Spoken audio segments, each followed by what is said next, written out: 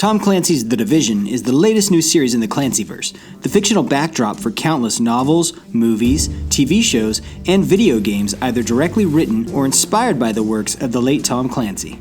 The Clancyverse and the games based therein share several common themes, such as plausible, real-world settings and events based around politics, espionage, and military conflict, often utilizing near-future technology and cyber warfare. As for gameplay, Clancy games tend to be the thinking man's shooter and employ a mix of strategic planning with flawless execution.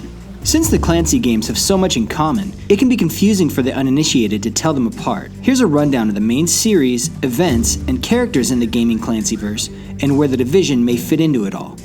Rainbow is an elite multinational counterterrorism unit composed of soldiers from NATO countries, formed to address the growing problem of international terrorism. They're trained as experts in close quarters combat, demolition, and coordinated assaults.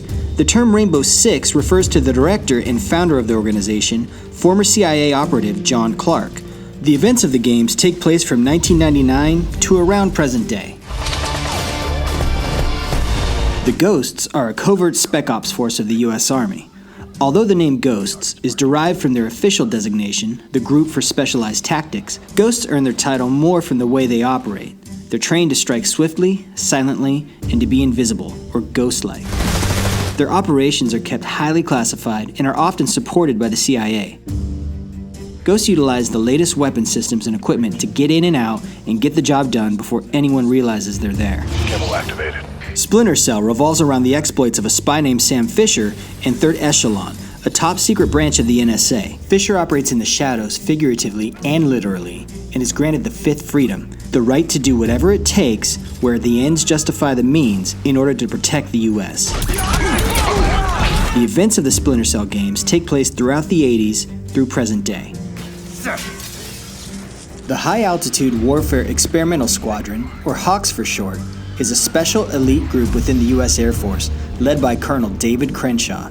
It was created as an international response team which could scramble and go anywhere within 8 to 24 hours. The series takes place in a near-future setting.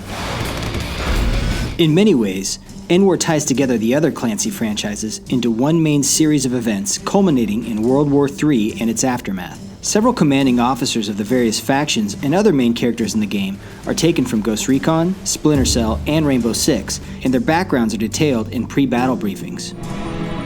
Finally, we come to The Division, the newcomer to the Clancyverse. When a smallpox pandemic sweeps across the U.S., resulting in the collapse of government and basic services, the country descends into panic and chaos. The Strategic Homeland Division, or the Division for short, activates a force of self-supported tactical sleeper agents that specialize in handling catastrophic events. The group is given the mandate to prevent the collapse of civilization as we know it. The game takes place in New York City, where the player will have to face the threat of the virus, enemy factions such as the Rikers and the Cleaners, a rogue military unit, and even other players as they try to restore order to the city. Man for himself.